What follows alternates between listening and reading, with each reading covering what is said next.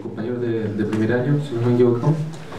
Les contamos que este foro titulado Aciertos y Desaciertos, hacia dónde camina la Santa María, tiene por objetivo, tiene tres ejes fundamentales. El primero, en torno donde los profesores podrán exponer sus puntos de vista en torno al movimiento estudiantil del año pasado, de manera breve. Nosotros quizás vamos a ser un poco insistentes en un tema quizás de acotar un poco de tiempo, en pos de poder profundizar más con los temas internos, en los cuales el segundo eje es la universidad en los últimos años ha tomado ciertas definiciones, probablemente estas son o no son aceptadas en torno al rol o al sentido de nuestra institución. Y el tercero es ver cómo a futuro enfrentamos estos desafíos. Esta instancia se enmarca en los esfuerzos que estamos realizando para generar discusiones entre estudiantes, académicos, profesores, funcionarios y la comunidad en general.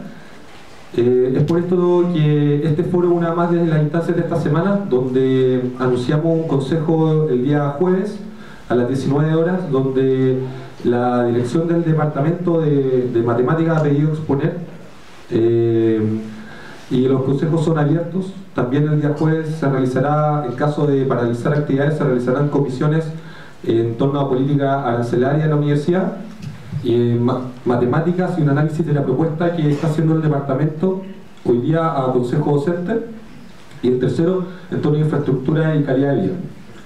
En esta ocasión tenemos de participantes a los profesores, por un lado, el profesor Moisés Caña, profesor del departamento de matemáticas, luego el profesor Raúl Stigmayer, director del departamento de industrias, el profesor Mario Salgado, director del departamento de electrónica y telemática, y el profesor Iván Smith, profesor del departamento de física.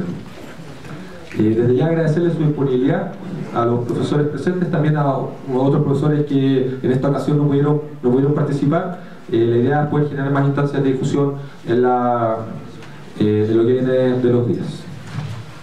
Antes de empezar, quiero reforzar la idea de que estas instancias lo que están permitiendo es tener una comunidad que discute, que es algo que claramente necesitamos, que tenemos profesores que plantean ideas, que tenemos estudiantes con inquietud. Como vemos, la sala está llena de gente, eso da una clara señal de una necesidad de diálogo, de conversación y de resolver los problemas que tenemos al interior de nuestra universidad.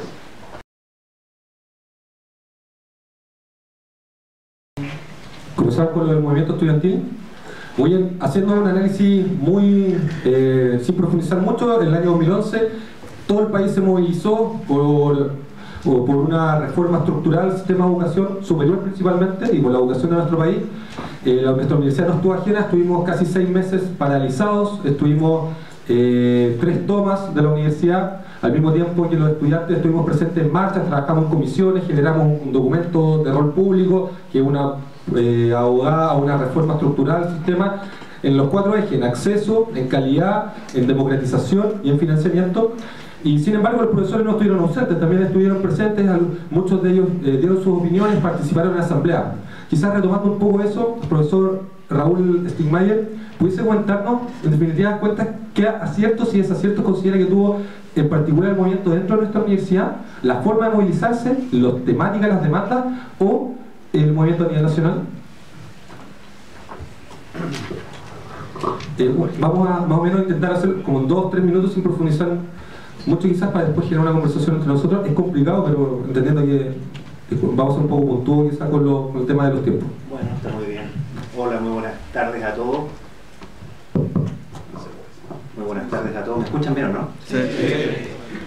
Ok, bueno, gracias Jorge, César, por la invitación a participar de estas actividades que creo que son importantes. Bueno, en 2 minutos es complejo abordar un tema tan relevante, diría yo, para el desarrollo de nuestro país. Pero sin duda, tratando de evitar los espacios muy comunes, creo que las movilizaciones estudiantiles, y esto no nace del año 2011, sino que viene, ¿no es cierto?, del año 2005, con lo que se llamó la Revolución Pingüina, de alguna manera refleja que Chile se ha ido desarrollando, y creo que yo lo veo de una perspectiva más positiva que negativa. Es decir, de alguna forma, los distintos actores sociales han visto la necesidad de perfeccionar los sistemas en los cuales nosotros tenemos, particularmente, ¿no es cierto?, la educación. Ahora, los aciertos, diagnosticar el problema. Los desaciertos, ¿no es cierto?, creo que es tratar de y en forma muy natural, por favor, yo creo que de alguna manera cada uno de los actores trata de ver cuál es el rol que le compete en esa situación en particular de la educación. Ahora, lo que sí yo creo es que si nosotros queremos de alguna forma mejorar algo tan relevante para el desarrollo de una nación como es la educación, y teniendo presente, ¿no es cierto?, la educación como una perspectiva de desarrollo, debemos entender que la educación superior en Chile, que es uno de los eslabones importantes de la cadena, a mi entender no es el eslabón que tenga la mayor complejidad o el mayor problema o la mayor urgencia. Tiene problemas, por favor, y tiene espacios de perfeccionamiento, pero sí creo que de alguna forma lo que es la educación básica y la educación secundaria es donde está el mayor problema en Chile. Esto se viene deteriorando hace muchos años atrás. Yo estudié en colegios públicos y por lo tanto conocí bastante bien la realidad de su época, y me parece que hoy día lamentablemente eso no son una alternativa razonable para la educación en Chile, ¿ya? Y creo que ahí hay un espacio, ¿no es cierto?, donde hay que avanzar, y si queremos lograr... A mí me gustan mucho los conceptos del rector Montes, de Fernando Montes, ¿no es cierto?, que él estableció que aquí había dos problemas fundamentales, que eran equidad y calidad. Y creo que en equidad no pasa por una lógica de establecer igualdad, sino que más bien cómo cada uno de los ciudadanos de este país tiene igualdad de oportunidades de desarrollo. Para mí ese es el concepto que de alguna manera debiera reflejarse. Ahora, ¿cuáles creo que pueden ser, a mi entender, los mayores desaciertos o quizás las complicaciones más instrumentales al problema de fondo? Tiene que ver con la gratuidad, por ejemplo. O sea, yo creo que de alguna forma en un sistema tenemos que buscar su perfeccionamiento. Y yo creo que en ese sentido establecer mecanismos de fondo, de discusión, fundamentados en elementos tan específicos o puntuales que no tocan el fondo, que tiene que ver con la equidad, parece que confunde o direcciona la discusión en caminos que no son los que estamos buscando. ¿Okay? Una pregunta puntual, profesor. Usted plantea que el problema está en la educación primaria y secundaria, pero esto es como el huevo de la gallina. O sea, tenemos que mejorar a los docentes, a los académicos, o sea, a los profesores de las escuelas, pero a la vez tenemos un sistema regulado de profesores que no están enseñando bien en los colegios. Entonces es como un círculo vicioso.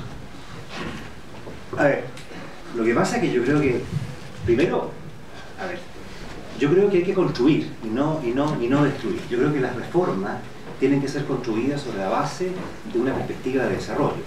Ahora, lo primero para resolver un problema es identificar dónde está realmente ese problema y en base a eso generar estrategias de desarrollo. Y evidentemente hay algunas estrategias que tienen que ver con largo plazo. Cuando estamos hablando de reforma educacional en Chile, yo no creo que esto se produzca en el corto plazo, sino que más bien tiene que ser un proceso que de alguna forma permita abordar las situaciones de fondo, y eso pasa por la educación preescolar, básica y media. Yo creo que ahí están los temas de fondo. Ahora, evidentemente hay situaciones contingentes y urgentes que hay que resolver. O sea, para mí, y debo reconocer que fue una sorpresa enterarme el año pasado, ¿no es cierto?, de los tremendos costos que significaba el financiamiento para la educación superior en Chile.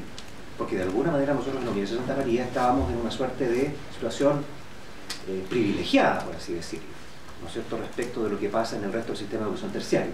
Por otro lado, creo que hay que separar dentro de la educación terciaria la educación universitaria de lo que significa, ¿no es cierto?, la formación profesional o cosas por el estilo. O sea, creo que aquí hay que identificar claramente cuál es el problema de fondo, generar los planes de desarrollo, algunos más de largo plazo y otros más contingentes. Pero, insisto, creo que para construir hay que tener una mirada propositiva, y en ese sentido quizás un punto que no toqué en la pregunta de Jorge es la propuesta que hizo la Federación de Estudiantes a través de ese documento. Me parece bastante interesante. Hay algunos puntos particulares ahí que sin duda son interesantes de discutir, pero creo que en el fondo recogen un acuerdo bastante, yo diría, propositivo, y va más allá, ¿no es cierto?, de solamente plantear a través de distintas instancias la molestia o el diagnóstico. Hay una propuesta que evidentemente hay que estructurarla, hay que aterrizarla, pero me parece interesante en algunos aspectos sobre todo. Muy bien, profesor. Bueno, con una cosa, quizás hay un descarte quizás a la gratuidad como un elemento que pueda generar equidad y calidad en el sistema de educación, y claro, poner el foco en la urgencia en otros niveles de la educación. Usted, profesor Moisés Cañán, ¿comparte un poco esa visión? Yo, la verdad, las cosas que quisiera ir en el orden más o menos que ustedes habían planteado ingeniamente. ¿Se escucha? Sí. Ya. Bueno, en primer lugar agradecer a la Federación de Estudiantes esta excelente oportunidad de diálogo que tanta falta nos hace en esta institución. Respecto de los aciertos, yo creo que el punto fundamental, no solamente a nivel de nuestra escuela de ingeniería o nuestra universidad, sino que a nivel nacional, estuvo en el apuntar hacia el endeudamiento producto del lucro. Ahora, lo que yo he preparado para esta oportunidad es un escrito que permite resumir 3 instancias, ¿no es cierto?, de nuestra sociedad en las cuales se ha debatido profundamente este tema. Me refiero al Centro de Investigaciones Periodísticas, a la Comisión de Educación de la Cámara de Diputados y a la Gran Logia de Chile. Resumiendo estas 3 vertientes, la Constitución Política del Estado en su artículo 19, número 11, consagra el principio constitucional de libertad de enseñanza, que implica el derecho de abrir, organizar y mantener instituciones educativas para impartir enseñanza en cualquier nivel.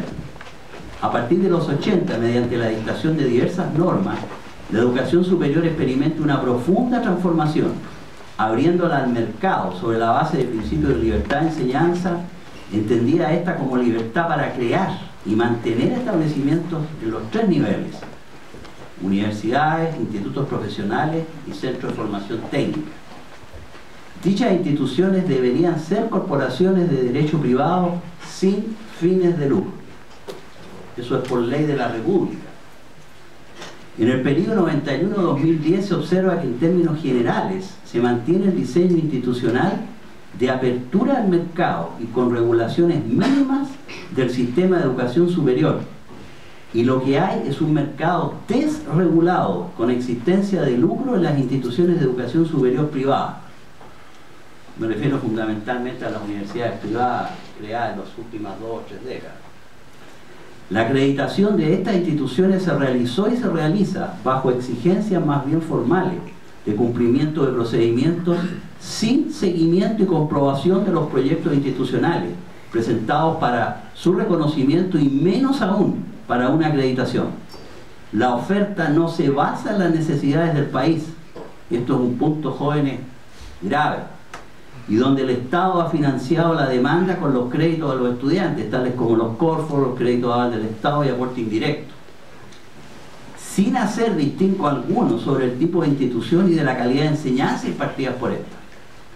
La propiedad sobre estas instituciones de educación superior ha sido fuente de atracción de inversiones de grupos económicos, tanto nacionales como extranjeros, reportando enormes ganancias comparables a las de los bancos, que se transan en el mercado bursátil, lo que sin lugar a dudas configura la existencia del lucro. Las 3 vertientes que traigo acá insisten exactamente en lo mismo. Por lo tanto, ya a nivel nacional, esto es una cosa absolutamente ya comprobada y aceptada. Ahora bien, lo que sigue, modestamente pienso yo, que explica la necesidad del movimiento estudiantil el año pasado. En el pasado, me refiero hasta la década de los 70, antes del golpe de Estado, los intelectuales, los académicos y los pensadores se anticipaban a la problemática social y económica de nuestra nación. Y ellos servían, y esto es lo importante, para mediar entre la ciudadanía y la clase política, quienes transformaban en leyes las ideas. Sin embargo, la actual sociedad chilena experimentaba un fenómeno absolutamente nuevo, pues son los movimientos sociales los que masivamente claman en las calles, manifestando su descontento e incluso señalando una verdadera agenda social, al indicar las inequidades del sistema y sus posibles soluciones. En esto, el movimiento estudiantil chileno e internacional tuvo un papel absolutamente importante y trascendente. Por su parte, los académicos, y esto es una crítica a los académicos, no solamente incluso de nuestro país, eso es un problema realmente de Occidente, han olvidado, y en particular en Chile, que las instituciones educacionales republicanas han sido las grandes escuelas de verdadera educación, formadoras de hombres que abrazaron y llevaron a la práctica los grandes principios e ideales humanistas laicos. Respecto a los aciertos, si es que me da tiempo, voy a mencionar algunos respecto de lo interno. Regulación en la tasa de crecimiento de los cupos de ingreso, aumento de espacios de estudio, flexibilizar espacios-tiempo para actividades propias de estudiantes universitarios, como la de hoy, mayor acceso en horarios de biblioteca, espacios y horarios de comedores, mejora la distribución de salas, mayor participación estudiantil en la decisión de beneficios estudiantiles. Y lo que sigue, creo que es un desafío para los profesores presentes debatir, porque este es un tema en esta universidad muy peliagudo: voz y voto en los entes colegiados, necesidad de nivelar a los estudiantes admitidos con deficiencias para proseguir estudios normalmente, mejoría en el sistema de enseñanza-aprendizaje junto a encuestas para evaluar el desempeño de la gestión de profesores que ejercen cargo, mejorar la encuesta docente y reestudio de las mallas curriculares, y potenciar al Departamento de Estudio Humanístico. Esto es fundamental, porque esto nunca ha sido una universidad en el sentido lato del término, es una escuela de ingeniería con un departamento de arquitectura. Profesor, los desaciertos, hacemos hacer un poco de síntesis para que todos podamos... El gran desacierto del movimiento estudiantil es que se abrieron a demasiados puntos. Y como dice el dicho, el que mucho abarca, poco aprieta. Ejemplo de esto, y con eso termino, el punto 6 del petitorio interno, lo recuerdo, letra E y H, apuntaban a la tasa de retención de los primeros años y a las mejoras de evaluación de estudiantes del primer año, en particular en matemáticas. Plantearon con mucha fuerza durante el paro, pero resulta que se olvidaron. Y este año, prácticamente, no hay voz al respecto. Gracias.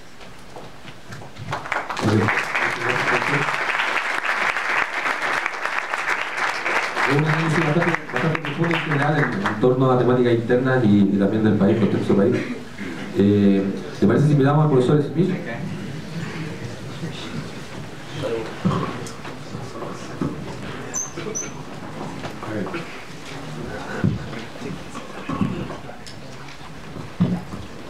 Bueno, yo quisiera tratar de enfocar un poco este asunto de forma un poco diferente.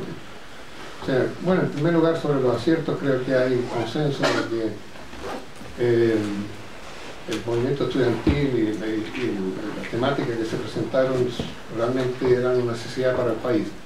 O sea, es sorprendente que toda la infraestructura política del país no se haya dado cuenta de que esto venía, de que era una problemática realmente que tenía que ser solucionada a todo nivel. Ahora, eso yo creo que está absolutamente consensuado, hay mucha gente que ha discutido sobre eso, pero a mí me gustaría concentrarme en otro aspecto, que es el siguiente, o sea, que tiene que ver con el hecho de que se supone que en esta universidad estamos generando líderes. Estas cosas, estas discusiones sirven para eso, pero yo quisiera insistir en un aspecto que a mí me preocupa en general, porque creo que los aciertos están absolutamente claros. Pero una cosa que me preocupa es lo siguiente. Aquí, las personas, yo decido mi vida, yo decido lo que es bueno para mí, yo decido lo que voy a hacer en el futuro. El juntarme con otras personas, el hacer cosas en sociedad, etc., es por necesidad mía y porque yo también lo quiero y porque realmente lo elijo yo personalmente. Entonces, si queremos tener líderes dentro de la universidad, tenemos que ir a sistemas y a comportamientos que enfaticen el hecho de que las personas tienen que decidir en forma personal una cierta cantidad de cosas.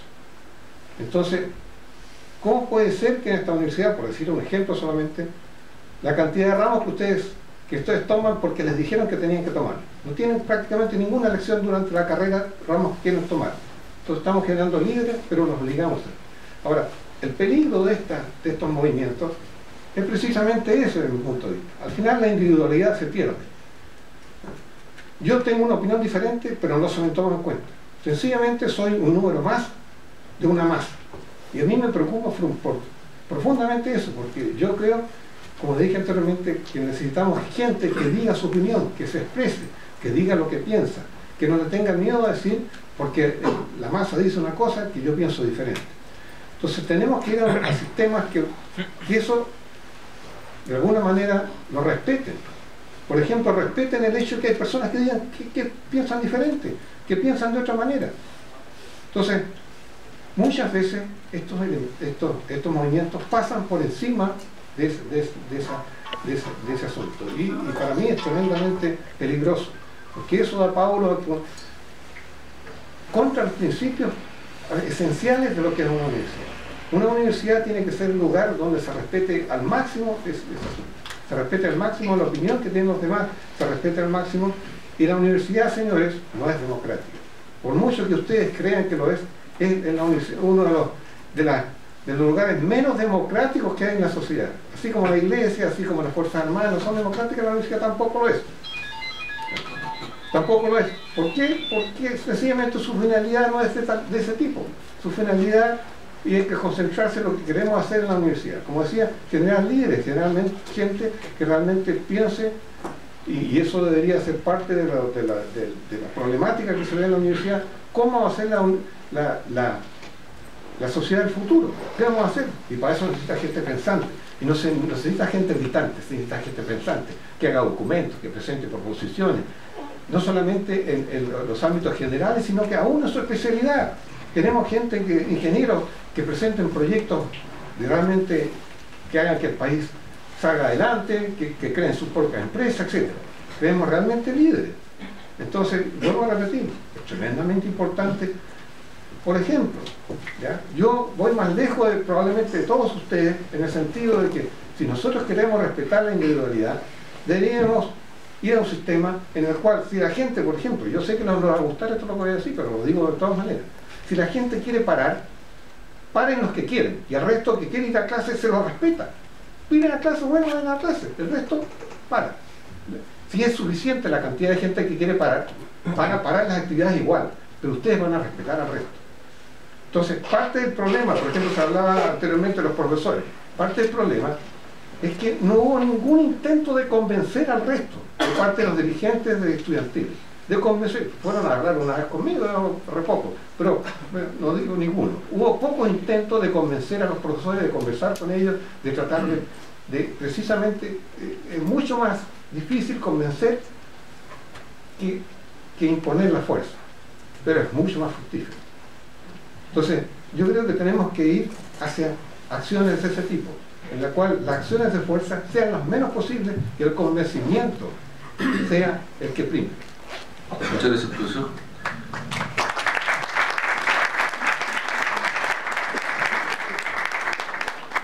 Le vamos a dar la palabra al profesor Mario. Gracias por la oportunidad de estar aquí. Yo quisiera ser muy breve y referirme específicamente a los temas que se nos han planteado. ¿Cuáles son los aciertos del movimiento estudiantil? Yo creo que ellos están incluso en un ámbito en los cuales los dirigentes estudiantiles ni siquiera se lo imaginaron. Lo primero, pusieron sobre la mesa con mucha fuerza el tema de la educación, que no es un tema que no haya estado en discusión en el país, pero es muy distinto que lo hagamos nosotros desde nuestras oficinas, con declaraciones, a que lo hagan los estudiantes en la calle. Desgraciadamente, en la sociedad en que vivimos, no solo importa la fuerza de las ideas, sino que cómo ellas se expresan. Los estudiantes tuvieron el valor, el instinto de poner esto con mucha fuerza, pero tuvieron algunos, yo diría, aspectos positivos que no se lo imaginaron, y en el fondo desencadenaron reacciones en el resto de la sociedad sobre temas que no son exactamente la educación, porque el tema de la educación es imposible analizarlo sin el contexto en que se desarrolla una sociedad. Y a mí me impactó, por ejemplo, cuando en las marchas estudiantiles aparecían padres de familia, ¿ya? Personas de la edad nuestra, digamos, abuelos, padres, y los entrevistaban y les decían: ¿usted por qué está aquí? Bueno, decía, primero estoy aquí por la educación de mis nietos o de mis hijos, qué sé yo, pero además agregaban una serie de otros elementos que en el fondo significaron que mucha gente se sintió interpretada por los estudiantes en una suerte de rebelión contra muchas otras cosas aparte de la educación. Algunas personas decían: estoy aplastado por los bancos, por las AFP, por las ISAPRES. O sea, se abrió con mucha fuerza canales de expresión colectivo que iban mucho más allá de la educación. Pienso que una debilidad de los planteamientos estudiantiles, no sé si por no existir, sino porque tal vez la fuerza con que se planteó no fue la que correspondía, fue precisamente no haber puesto el tema de la educación en un contexto más amplio. Al final del movimiento estudiantil casi todo empezó a enfocarse en cuestiones relativas a la educación superior. Y en eso estoy de acuerdo con lo que dice Raúl, en el sentido de que el problema de la educación en Chile es muchísimo más amplio. Yo diría lo siguiente: no sacaríamos nada con abrir esta universidad o cualquier otra al acceso de amplios sectores que en este momento no tienen acceso a la universidad, si vienen con el nivel de preparación que vienen. Porque la universidad no está preparada, no puede, por otras exigencias, hacer nivelaciones, tratar de que las personas que han tenido una educación secundaria de menor calidad puedan tener oportunidades reales. Ustedes saben de que se ha hecho mucho ruido, digamos, de decir de que un 70% de las últimas generaciones que postulan a la universidad son primera generación universitaria en su familia. Eso es cierto, pero lean las cifras que vienen después. ¿Qué porcentaje de esa persona desertan del sistema universitario porque no pueden hacer frente a las exigencias? Entonces, esa falta de globalidad, yo diría que se reflejó también en esa especie de repente de quiebre o de disloque entre lo que fue el movimiento de la CONFECH y de los estudiantes secundarios. Consejero académico, ¿nos pudiese dar usted su impresión en torno a los aciertos y desaciertos de la universidad? También puede hacer referencia quizá a alguna palabra de sus colegas anteriormente. Gracias, hola, ¿cómo están? Gusto de verlos, todos calentitos aquí adentro, me gusta eso. Estas instancias deberían ser programadas, yo creo que habría que hacerlas con más frecuencia y calendarizadas para que uno pueda asistir y programarse, porque uno está lleno de actividades aquí. Miren, para no repetir las cosas que dijeron mis colegas, yo quiero agregar algunos puntos más para el debate. Espero que haya un poco de preguntas de ustedes y posiciones antagónicas, ojalá, pero todo basado en el respeto y en escucharse. Ahí estoy absolutamente de acuerdo con lo que decía el profesor Iván Schmidt. Miren, otras cosas que quiero agregar es que es verdad eso. No hay ninguna duda ahora por los estudios que la educación parte mucho antes de que ustedes nazcan. Incluso hubo un proyecto que Michelle Bachelet lo tenía ahí, lo tenía en carpeta, que era incluso preparar a las mujeres en etapa de gestación en los meses antes que nazcan. Es muy importante de ahí empezar a intervenir la educación. ¿Y para qué decir? La educación prebásica, la básica, es fundamental. Cuando la neurona manda la hormona, es muy importante entrar a la mente. Cuando la hormona domina, como es en la etapa de ustedes, a veces domina y la neurona queda un poco, para algunas horas, ¿verdad? Y eso es muy importante, y eso es algo humano y es natural, es la conservación de la especie, o sea, es algo que estamos ahí puestos. No crean que es un chiste, es fundamental, es fundamental. Lo que yo quiero decirle a ustedes es que todo este movimiento no va a servir para nada si ustedes ahora se dejan estar. Sus representantes no trabajan todo lo que ustedes pidieron durante el año pasado. Hay una serie de petitorios, mencionaba algunos profesores aquí a mi derecha. Eso hay que trabajarlo, no podemos dejarlo así. Es re fácil protestar. En mi época estaba Pinochet en el gobierno. Lo que podíamos protestar lo hacíamos de otra forma, porque si salíamos a la calle nos pasaba otra cosa. No pudimos. Ustedes son en ese sentido agraciados porque pueden salir a protestar. Pero ahora hay que trabajar. Ahora hay que... Lo que ganaron hay que concretarlo y ejecutarlo. Hay que ver cómo mejoramos la calidad de la educación. Básicamente es eso, nada más. ¿Cómo mejoramos la calidad? Y en eso hay un programa súper claro, hay que sentarse a discutir con el consejo académico, hay que formar las mesas de trabajo y hay que empezar a trabajar. Eso nomás quería apuntar. Gracias.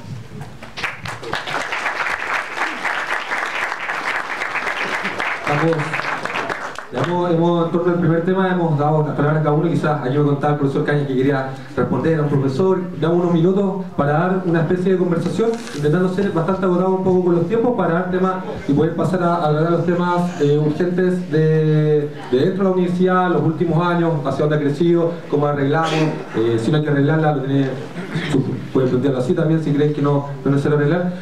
El profesor Cañas quería también, algún profesor, luego vamos viendo. Sí, es respecto de un punto que el distinguido colega Iván Schmidt mencionó. Estoy absolutamente de acuerdo, Iván, contigo en cuanto a que hay que respetar las ideas individuales. El problema es que tratamos de enseñarle a los estudiantes y damos pésima imagen, ¿no es cierto?, y práctica francamente cercana, ¿no es cierto?, a lo que recién se mencionó del gobierno militar. El año pasado fuimos muy pocos los profesores que estuvimos junto al movimiento estudiantil. Como producto de eso, no solamente había que ir a escuchar a los estudiantes, había que leer, porque cada académico debe ser un hombre de su tiempo. Había que escribir. ¿Y cómo hago llegar yo mi pensamiento? Bueno, existe la tecnología. En más de una oportunidad, jóvenes, intenté hacerlo y la Dirección General de Comunicaciones censuró lo que yo escribí. Entonces, podemos enseñarles a los estudiantes a respetar el pensamiento ajeno con tolerancia si desde la misma cúpula de la institución no se respeta. Muy bien. Gracias, profesor.